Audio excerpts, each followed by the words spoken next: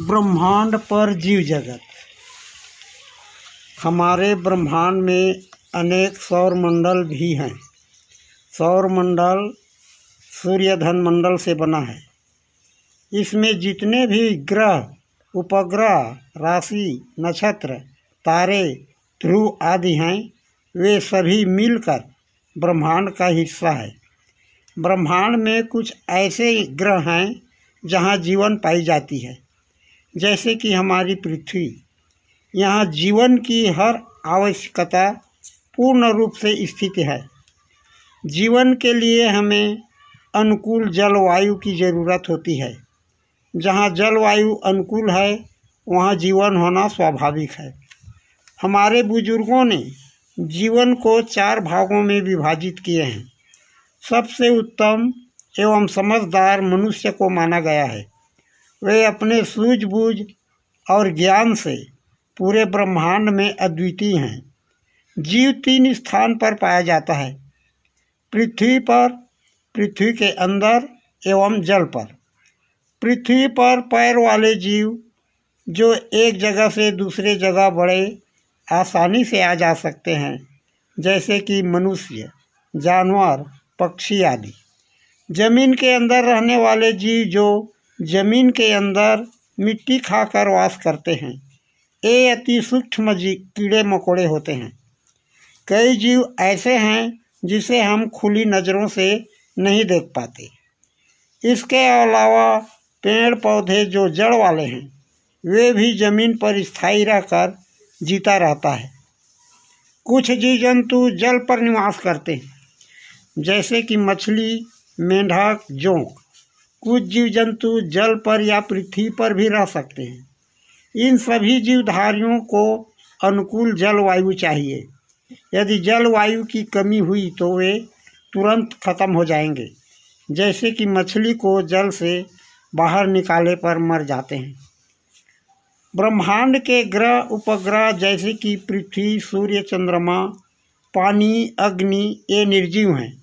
इन्हें वेदों में मनुष्य रूप धारण करना बताया गया है। क्या ये सच है?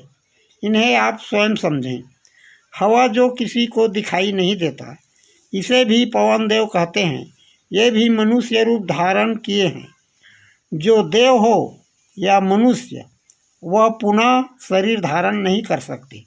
फिर कैसे देवों ने मनुष्य रूप धारण करते हैं, यह मान लेते हैं। यह कितना अंधविश्वास लोगों में पनप रहा है। यदि किसी का अकाल मौत हो जाती है तो वह भूत प्रेत, शाकनी डाकनी, चटिया मटिया आदि होकर अपने उम्र तक भटकता रहता है।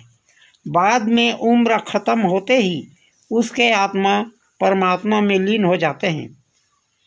ऐसा होना मेरे हिसाब से मुमकिन है, क्योंकि देखने में आता है कि भूत प्रेत किसी भी नाजुक हृदय वाले को पकड़ लेता है और अपने बारे में कुछ कुछ बता भी देता है कि मैं अमुक आदमी हूँ, मुझे इस प्रकार कष्ट मिलता है, मैं अमुक जगह रहता हूँ, ये मेरी पत्नी, बेटा, घर द्वार है, आदि आदि। सभी जीवधारी अपने अपने योनि में रहकर अपने अपनों से बातें किया करते हैं, जो मनुष्य के समझ से बाहर है। गायों का रंभाना, कुत्तों का भौंकना, चिड़ियों का चहचहाना, छोटे जीव जंतुओं का गुनगुनाना, इसे वे ही जीवधारी समझते हैं। हम उनके किसी भी बोली को नहीं जानते। जिस प्रकार मनुष्य मनुष्य के बोली को समझता है, उसी प्रकार कुत्ता कुत्ते के बोली को, चिड़िया चिड़ियों के बोली को समझते हैं। मनुष्य के प्यार को भी जानवर या कोई भी जीव जंतु समझ जाते हैं। गुस्सा से बोलोगे तो वे भाग जाएंगे, प्यार से बोलोगे तो तुम्हें वे प्यार भी करने लगेंगे। इस प्रकार हम देखते हैं कि जीव जगत में कितना गहरा संबंध है। पेड़ पौधों से दवाइयाँ, ईंधन, फल फूल एवं कपड़े वगैरह प्राप्त करते हैं। जानवरों से खाद, चमड़ा, ऊन, दूध आदि तथा कीड़े मकोड़ों से शहद, कोसा और खाद प्राप्त होते हैं। हमारा दैनिक जीवन धान, गेहूँ, दलहन, तिलहन से चलता है, जो अति ही अनिवार्य है, जो पौधों से प्राप्त होता है। सूर्य से हमें ऊर्जा मिलती है, प्रकाश भी मिलता है। धरती से हमें हर आवश्यक वस्तुएं मिलती हैं। चंद्रमा से शीतल प्रकाश एवं रात दिन पक्ष का एहसास होता है, जो कृष्ण पक्ष या शुक्ल पक्ष होता है। इसमें लग्न, तिथि, मुहूर्त, शुभ एवं अशुभ समय का ज्ञान होता है। इसी से ज्योतिषी लोग जन्म पत्रिका आदि बनाकर भूत और भविष्य की बातें बतलाते हैं। हमारे विश्व के वैज्ञानिकों ने पृथ्वी को छोड़कर और ग्रहों के बारे में जानकारी प्राप्त कर रहे हैं कि और किस ग्रहों में जीवन की संभावना हो सकती है। इसके लिए वे अनेक प्रकार से यान या उपग्रह बनाकर उसके खोज में लगे हुए हैं, पर ठोस सबूत अभी तक प्राप्त नहीं हुआ है। उम्मीद है कि और कुछ ग्रहों में जीवन हो सकती है, जैसे कुछ कीड़े मकोड़े एवं पेड़ पौधे। मनुष्य तो धरती को छोड़कर और ग्रहों में नहीं है। सूर्य, चंद्र, धरती, जल, अग्नि, पवन एवं कोई देवता हो या दानव हो, कोई भी दूसरा रूप नहीं धारण कर सकते, नहीं कोई उड़कर कहीं आ जा सकते। वेदों पुराणों के बात बिल्कुल गलत है।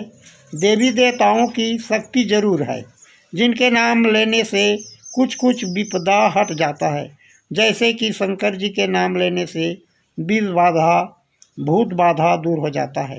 नागों का नाम धन्वंतरी के साथ लेने से विष बाधा, हनुमान के नाम लेने पर भूत प्रेत बाधा, नरसिंह जी के नाम लेने पर टोना टामन बाधा, कबीर के नाम लेने पर गृह बाधा दूर हो जाते हैं। वैसे अनेक कुछ देवी देवताएं हैं जिनकी नाम की शक्ति अभी भी अपना सहायता कर रहे हैं। इसे हम देवताओं की चमत्कार अवश्य कहेंगे।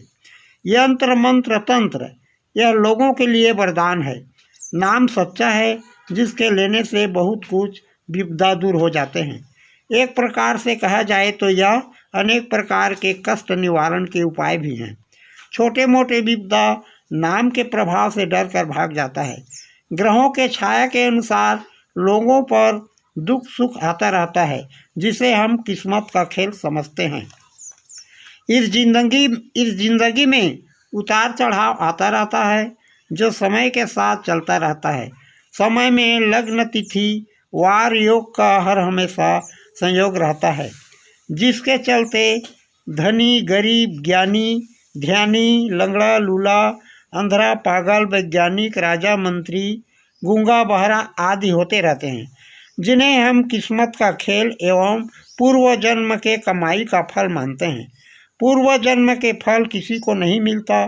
जिस जन्म में जो भी कर्म करते हैं उन्हें उसी जन्म में भोगने पड़ते हैं। जैसे चोर को चोरी का फल, हत्यारे को हत्या का फल उसी जन्म में भोगने होते हैं। जो जैसा कर्म करेगा उसका वैसा ही फल इसी जन्म में प्राप्त होंगे।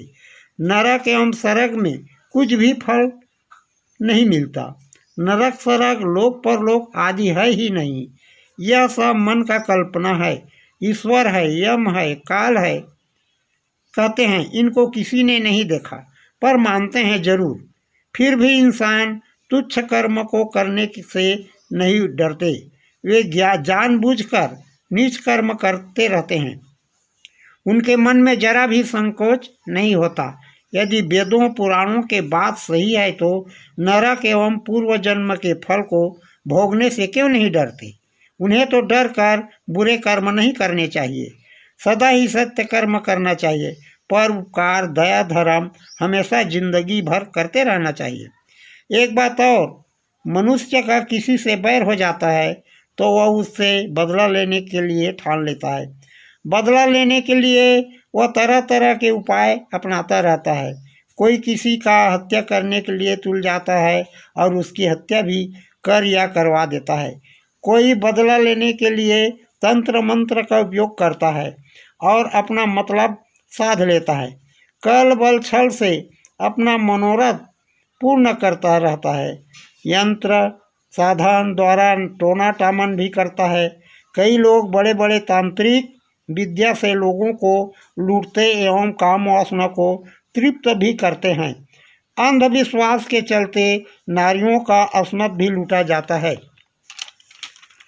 जब एक बार कोई किसी के जाल में फंस गया तो जानो वह फंसता ही जाएगा, फिर उससे छुटकारा पाना बड़ा ही मुश्किल हो जाएगा। अतः किसी भी कार्य के करने से पहले अच्छी तरह से सोच समझ लेना चाहिए, तभी सबका कल्याण होगा।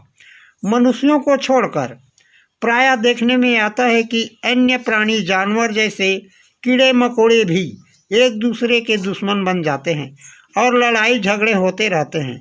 कितने जीव जंतु एक दूसरे को खा खा कर जीते हैं, कोई मांसाहारी है तो कोई शाकाहारी। मनुष्य तो तीनों जीवों का दुश्मन ही है। उन्हें सताना, मारना, खाना उनकी दिनचर्या है। एक ओर पालते भी हैं और दूसरी ओर खाते भी हैं। उनसे काम लेते भी हैं और सेवा करते भी हैं। अपने काम साधने के लिए तरह तरह के उपाय भी करते हैं। मनुष्य अपने ही हाथों, अपने ही पैरों पर कुल्हाड़ी मार रहा है। जिस धरती में हम रह रहे हैं उसी का दोहन कर नुकसान कर रहा है। जिस जल से जीवन चलता है तनिक सुख के लिए दुरुपयोग कर रहा है। कोयला, लोहा, सीमेंट, एल्युमिनियम आदि धरती से निकालकर धरती को कमज़ोर कर रहे हैं। जब धरती खोखला हो जाएगा तब अपने आप ही क्षतिग्रस्त हो जाएगा, तब जीवन का अस्तित्व खत्म हो जाएगा।